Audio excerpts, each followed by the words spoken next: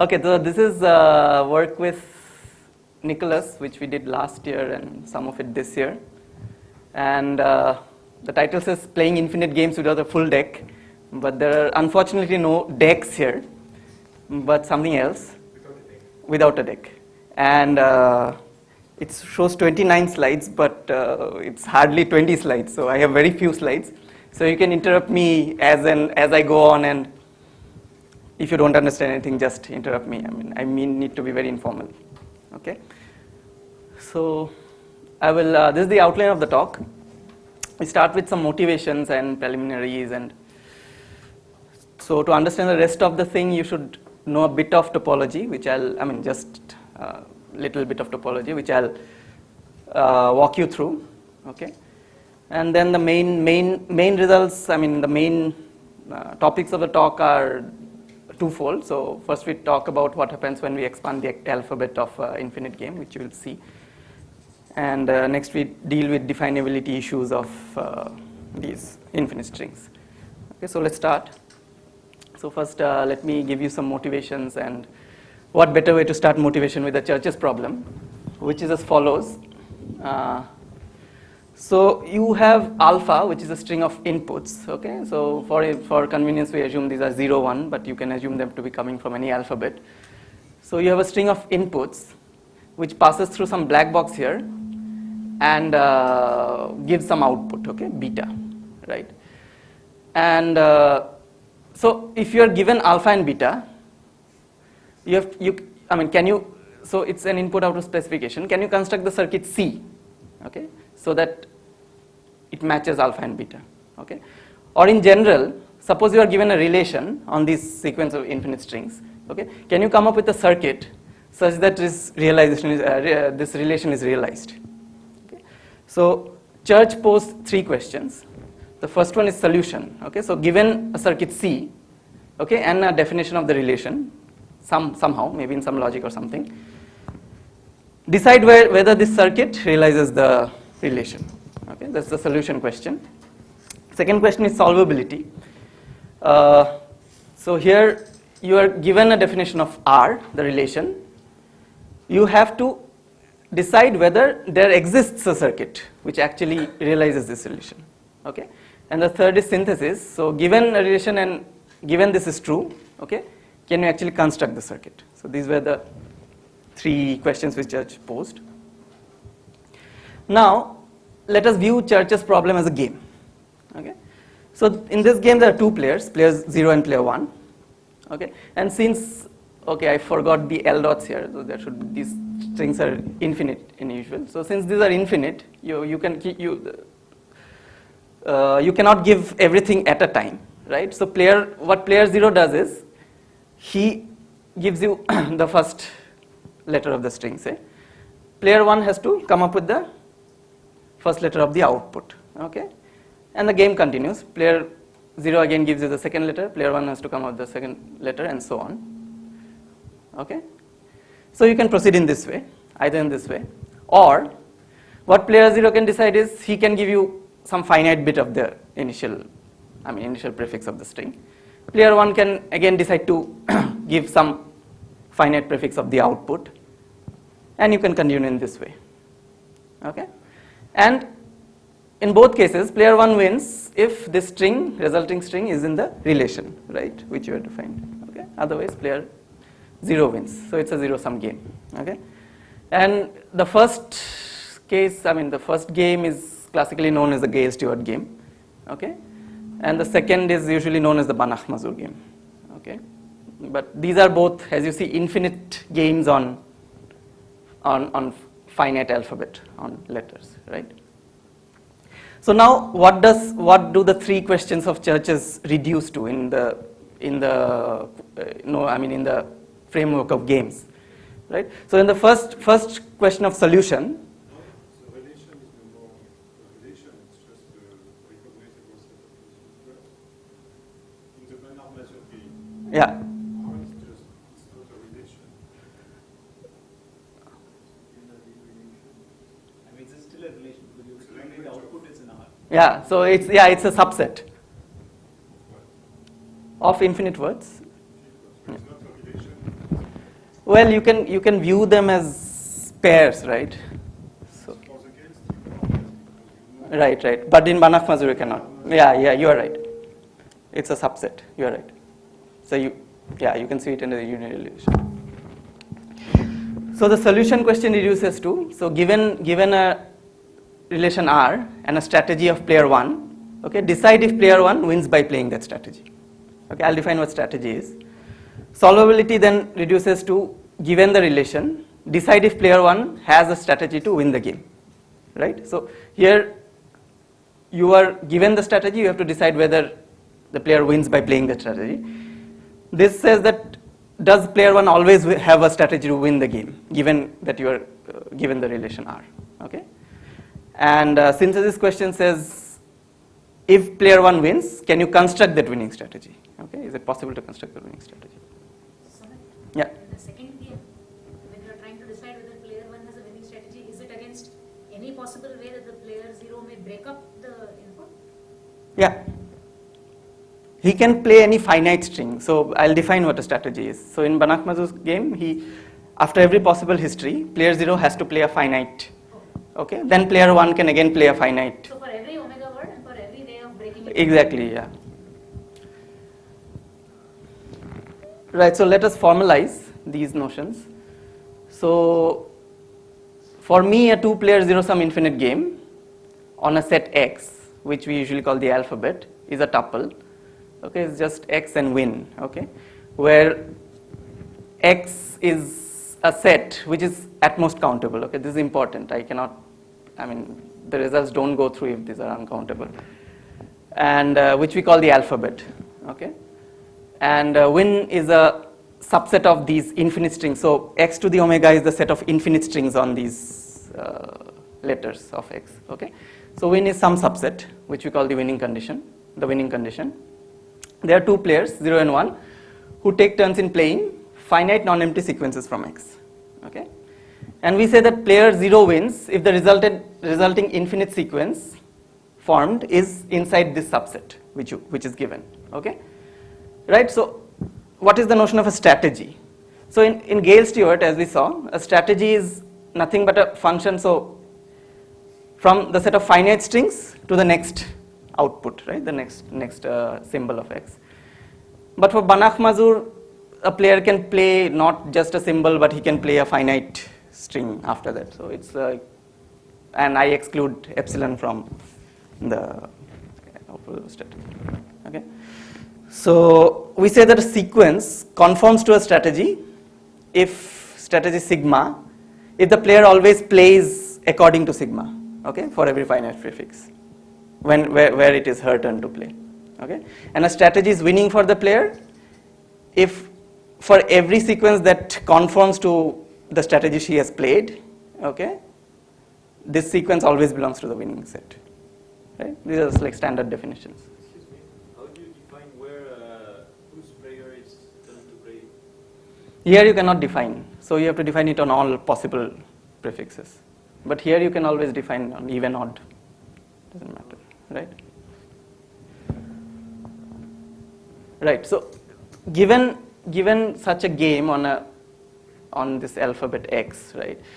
You can also view it as a game on a graph. It's just, I'll show you with an example. So, if the set X is like 1, 2, 3, 4, 5, you can just view it as a complete graph. Okay? Where you start at a particular node, and for a Gale-Stewart, the players just take turns in moving the tokens along this graph. Right, and so on. Right. So a sequence here is just a infinite path in the graph. Right. And for Banach Mazur, the player can not only move one position but finitely many nodes in the graph. So the first player say plays 1, 3, and then tells the second player it's your turn to move. This guy can move 3 nodes, 5 to 4, and tell the first player now you move, and so on. Right. So these reminds us of basically games of verification, right? Which is usually placed between two players, the system player and the environment player, right? But you still associate some term function with the node. As to who controls which node. Is that You don't need, in Banach Mazur you don't need. you just transfer control. Yeah. Right. Sorry. We said player 0 wins if Yeah, I changed the notation. You are right. I mean, it was, it was. Sorry for that. I mean, it usually doesn't matter. These are dual games, zero-sum games, right? So you can switch the roles.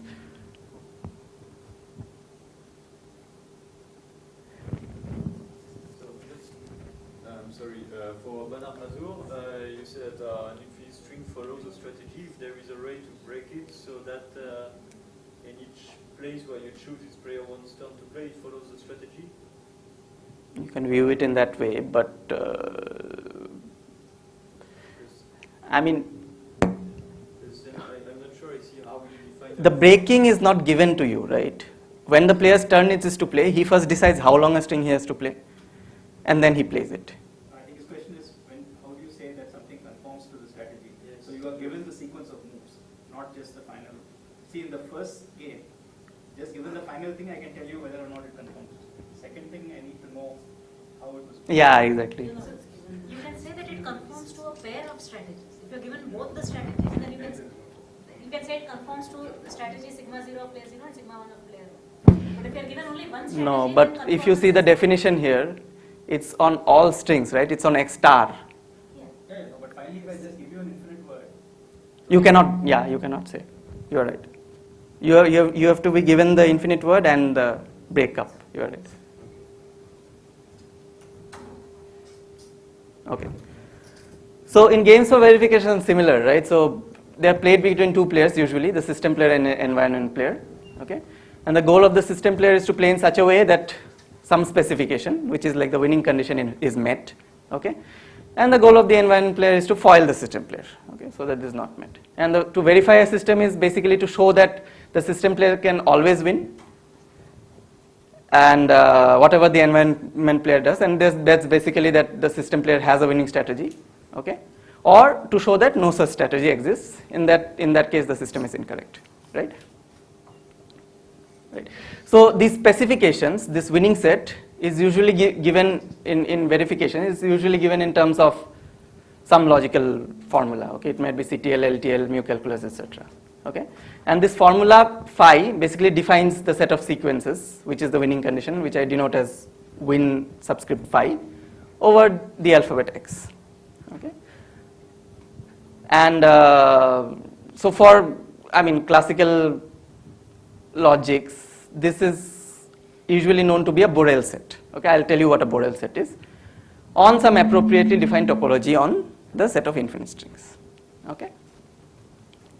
And common winning conditions include reachability, which says that there is some subset R, the reachable subset of the alphabet X, such that in every sequence there exists an element of R.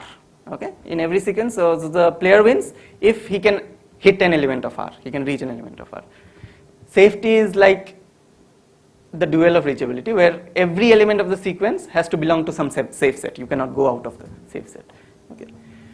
Buchy is, you have a subset X, and you say that basically a sequence belongs to the winning set if some element from this subset is visited infinitely often in that sequence. Okay. Co-Buchy is kind of eventual safety. Basically, every element in the sequence should ultimately belong to a safe set, the Co-Buchy set. Okay, and for Mueller, you are given a set of subsets of this set X, and you say that a sequence is winning or belongs to this winning set if the set of infinite elements which you see, a set of elements which you see infinitely often belongs to one of these subsets. Okay, and so on, right? Right. So that was my motivation or preliminaries. Okay, and now to see what these Borel sets are, we need to know a bit of basic topology. So let's go into that. So the topology we'll look at is called the topology of infinite strings. So let X be an alphabet as usual, which is at most countable, I assume. Okay, and this topology is called the Cantor topology on X, it's defined as follows. Okay, so the basic open sets are sets of the form Ux omega. So basically you have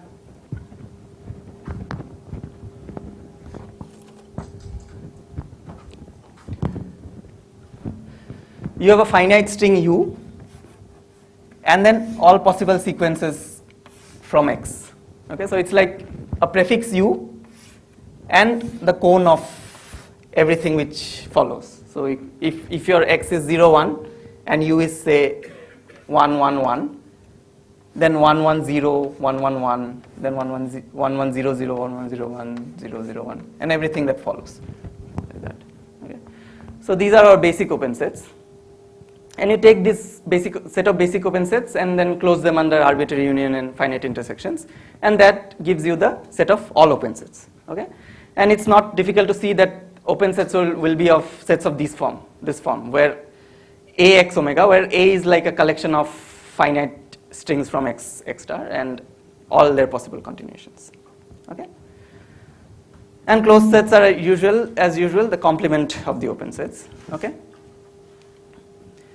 And it is known that this topology is metrizable, where you can define the distance between two strings uv to be 1 by 2 to the n uv, where n is like the first place where the two strings differ, right? So if you have two strings, say 1, 1, 0, 0, 1, 0, like this, and you have some 1, 1, 1, 1, 0, 1, 0.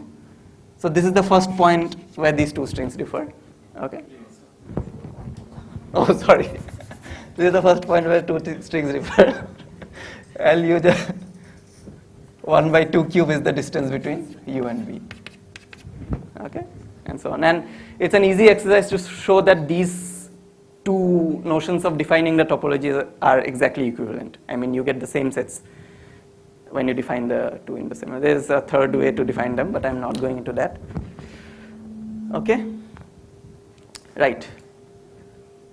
So now what is the Borel hierarchy? So the Borel hierarchy is defined for every ordinal between 1 and omega 1, okay, and it's defined inductively. So sigma 1 are the sets of the open sets. So sigma 1 are basically the open sets, okay, and pi 1 are the closed sets, which are as a complement of sigma 1, okay. And for every successor ordinal alpha, okay, you define sigma alpha to be the countable union of all the pi alpha minus 1 sets. Okay, so here if you see, so sigma 2 would be countable unions of all pi 1 sets. Okay, and pi alpha is nothing but the complement of sigma alpha. Okay. And for a limit ordinal, you just take limits here. I mean, for the sigma eta, you just take the limit of everything. Okay? So this is defined for every alpha between 1 and omega 1. And these are basically the delta sets. So in the first level, these are the Clopen sets which are closed and open. Okay?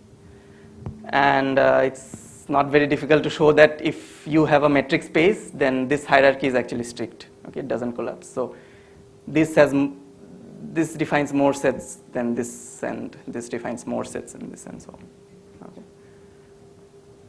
So that's the Borel hierarchy. Is it clear? So when I say that for usual verification objectives, you get Borel sets, so you get sets of this form. Okay, and they are basically, they mostly lie in up to the third level and so on, because after that it gets too complicated. Okay, so when we have Borel sets, we also need the notion of complete sets. Okay, so what are complete sets? Does anyone? Yeah. What is the superscript 0? Oh, this is a Borel hierarchy. So for the arithmetic for the, what is it?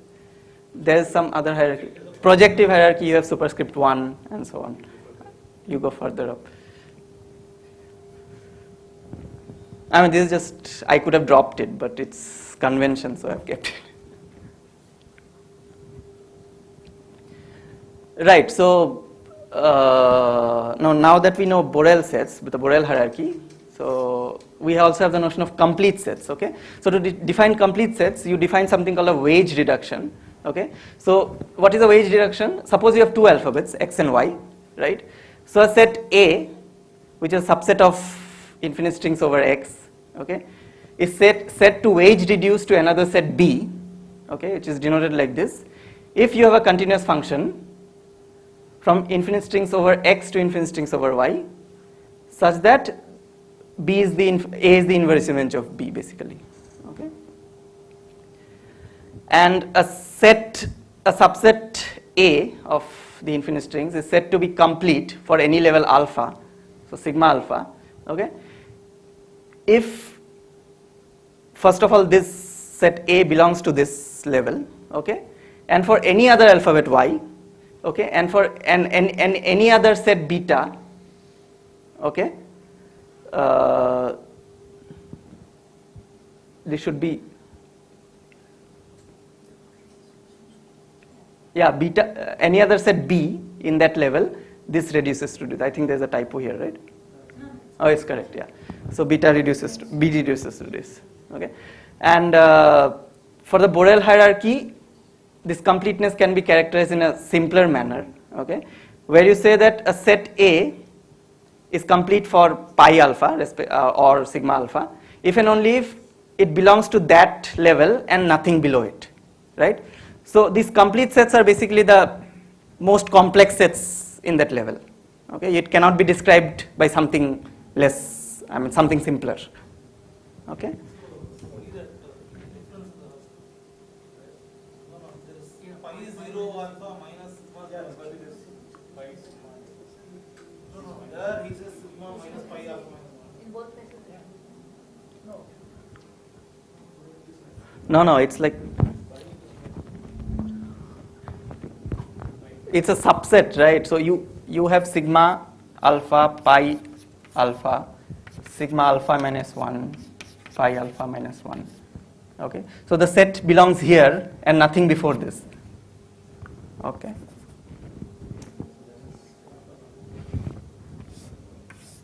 And the set belongs here and nothing before this. That's what I wrote, right? Oh, so I think it should be alpha minus 1. Yeah, there's a typo here. Sorry. But anyway, so yeah. So if a set A is complete for some level, we say that its Borel complexity is alpha. Okay. So now we can see that the Borel complexity of the common sets, reachability belongs to sigma 1. It's an open set. Okay. Safety is pi 1, Bihu is pi 2, co-Bihu is sigma 2, and Mueller is basically the Boolean combinations of sigma 2 and pi 2 sets. Okay. Right. So that was my outline, right? So now let us look at what we have been studying. So the question we asked ourselves was, what happens to the Borel complexity of a set, okay, when the alphabet is expanded, right? You are playing in this alphabet X, and you are given a set A, which has some Borel complexity. What happens when you go to a alphabet Y, which is like strictly bigger, I mean, which has strictly more elements than X? Okay, what happens to the set? So the motivation is as follows, motivation or example as you call it. Suppose you have a game between two players on an arena. Let's just look at this arena. Okay, so the circles are player 0 and the squares are player 1. Okay, and the objective is say reachability, and the player 1 wins. Player 0 wins if she can reach basically V3, okay, on any sequence. Okay. So here player 0 has a winning strategy, right? She can just play V1, okay, and player 1 cannot do anything. She has to come to V3 and player 0 wins, right? Now suppose you expand the arena and add this culprit edge here, okay? So now first of all, is reach of V3 in this arena equals to reach of V3 in this arena? It's not, right? Because here in this arena you also have sequences of the form V0, V1, V0, V1, V3, right? But in this arena you don't have such a sequence, right? So intuitively reach of V3 here is more complex than reach of V3 here, okay? Moreover, notice that player 0 no longer has a winning strategy in this arena, right? Because whatever he plays, if he plays V1, player 2 can send him to V0 infinitely, and he can never reach V3, and neither V2. Okay, so this gives us some motivation to study what happens when this particular case takes place. And what we were able to show is that this is what happens.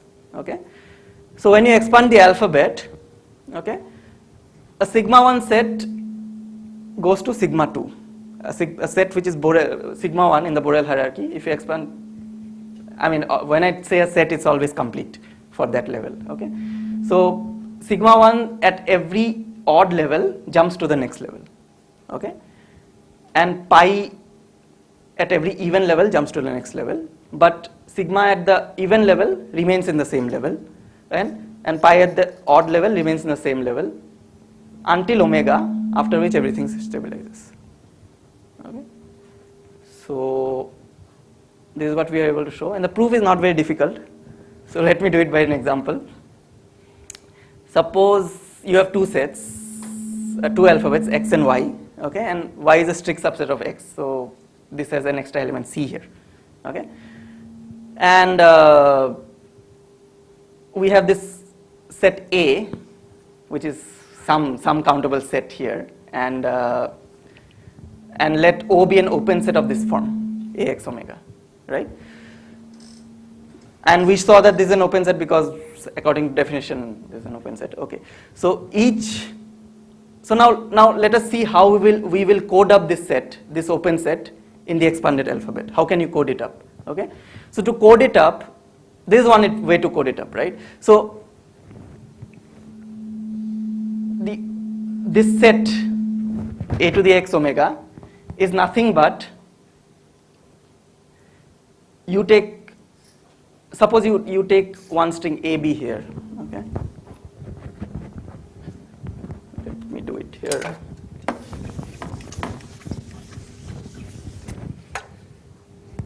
So you have A, you have B. So when you are in the smaller alphabet, these are all continuations AB, AB, AB, and so on. Okay. This OX of AB is basically these continuations, right? But now when you move to the bigger alphabet, this is no longer OY of AB. AB. Why? Because OY of AB will also contain C's here, right?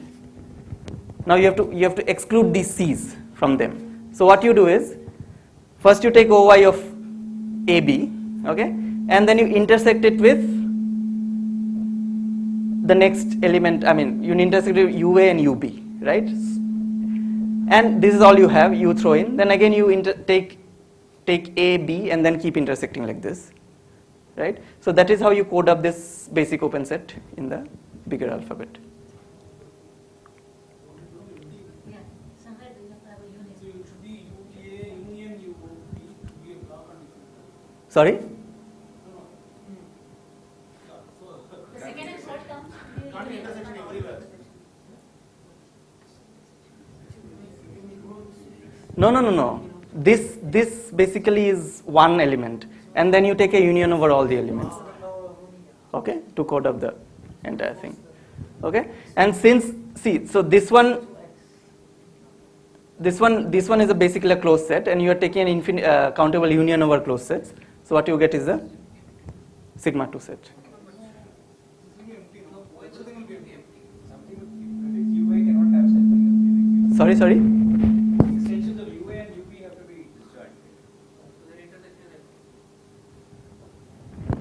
The O of UA will be disjoint from O of UP.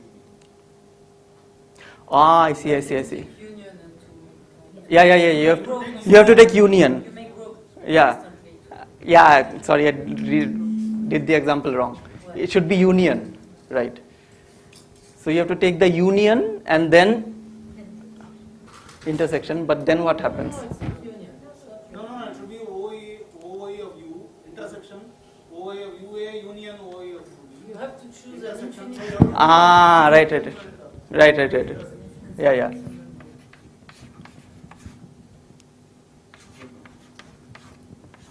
that and intersect it with each level you take Yeah, yes. And then you take intersection. Yeah, then you get it. You're right.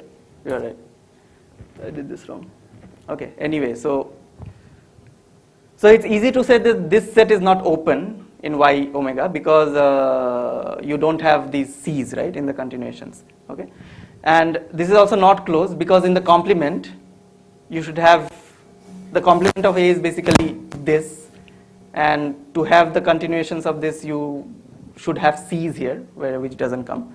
And so by this previous theorem you have that this is complete for. So because of these intersections, you first go through pi 1 with the, Yeah, huh? yeah. Then go to sigma Yeah. 2. When you take the union, yeah. And the inductive case is very simple. I mean, it just follows by definition. Okay, so and the ordinals is straightforward. Yeah, these are unions basically. Sorry, mixed it up. Anyway, so yeah, that's the basic result. And now, I mean, we can similarly study what happens in the case of homomorphisms, inverse homomorphisms, and so on. Okay, so what is a homomorphism? Homomorphism is basically a function. So suppose you have two alphabets x and y. So it's basically a function from strings of x to strings of y, such that this condition is satisfied. So basically, the function is given by a single element, every single element from x. Okay. And you can lift this up to strings and sets of strings and so on. Okay. And yeah, so in a similar proof, you can show that in two cases, basically when the cardinality of x is strictly less than y, or you have something which takes an element of x and throws it to a bigger, basically string of y, you have similar jumps in the hierarchy. Okay. Yeah, and so similarly, what happens in the case of inverse homomorphisms? Inverse homomorphism is defined as the inverse function of the homomorphism basically, and inverse homomorphism basically nothing happens, nothing occurs. So a set A in the bigger alphabet y, when you take its inverse image, it stays as the same complexity when you come to the smaller alphabet. Okay. And similarly, we can study it for runs and inverse runs. So what is this? So let's take an example. Let's take a set X, which is like ABC. Okay. And yeah, so what happens again when we look at runs, right? So suppose U is this word, and this is basically a run of this word on this automaton. Okay. And when you take again the inverse image, okay, you get more, right? Because this 1, 2, 3, 2, 1. Now this gives you all these elements which come from the automaton, right? And so basically we wanted to see what happens when you take the inverse of a run. Okay, inverse. Suppose you are given a set and you look at the set of runs on an automaton of that set. Okay, what happens to the inverse image of the run on the automaton? And we could show that it similarly undergoes a similar jump. Okay, the set might become more complex. The inverse of a run become more complex in the right. So this was the part on expanding the alphabet, and next we looked at some definability issues. Okay, so can we define these sets, these Borel sets, using some kind of logic, and what's the complexity of these things? So for that we looked at the logic L omega 1 omega over FO less than. Okay, and so what is this logic? So basically every FO less than formula is an L omega 1 omega formula. Okay, and in addition to these formation rules of FO, we also have these two rules, which basically says that if you have a countable collection of these formulae, then their intersection and union are also, disjunction, conjunction, countable disjunction, countable conjunction are also L omega 1 omega formulae. Okay, And we looked at a syntactic subfragment of this logic where we restrict it to formulas of the form these, where these countable operators come only in the front, and later you only have first order formulas. Okay, so this is the syntactic subfragment which we call L omega 1 omega star. Okay, and for a formula of this form, okay, we say that its alternation depth is n minus 1. Okay, so if you have n alternations of these conjunctions and disjunctions, you say that its alternation depth is n minus 1. Okay, right. So this is a standard definition. So you say that a space is second countable, okay, if it admits a countable basis. Basically, in other words, if there exists some countable collection of open sets, okay, such that every open set can be written as a union of this subfamily of sets. Okay, for instance, where you have R, the reals, in R, any open set in R basically is a countable union of these open sets, right? I mean, you take any open sets in R. Sorry. So R is like a second countable space, okay, and sorry, compactness.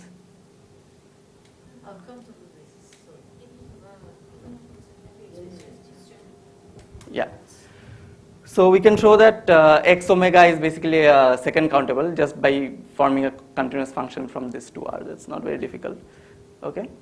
And then using this, we show that every subset that is like complete for the nth level of the Borel hierarchy, okay, can be defined by a formula of this logic where the alternation depth is n minus 1. Okay. And how do you do this? It's very simple basically. So first of all, in FO you can define successor, right? FO less than, and you can define minimum element. Okay. And so an open set O of u is basically given by this formula, right? So where you say that if I1 is the minimal element, okay, and for every I2 to In, Ik plus 1 is the successor of Ik, okay, and the ikth element is basically the ith kth letter there, okay. So this formula basically defines the open set U O of u, right? O of u, the open set generated by u, okay. And now by second countability, we know that every set in sigma 1 is a countable element of these basic open set, okay. So you just take the countable union over this, and this formula gives you this formula basically defines the the sigma 1 sets basically, and the case for the pi 1 sets just follows from the De Morgan laws, okay. And in the other direction, okay, so this is a famous result which McNaughton paper 71, which says that if a subset of x to the omega, I mean if a subset of these infinite string, right, so from this and the previous thing, it follows by basically by induction that if a subset is definable by a formula, this formula in this logic, which has an alternation depth of k, okay, then that set should have a Borel complexity of at most k plus 3. And as a corollary, basically we get that the complexity of the sets which are definable in logics, they strictly increase as you increase the alternation depth of the, basically alternation depth of the infinitary conjuncts and disjuncts. Yeah, that's all. Thank you. Questions?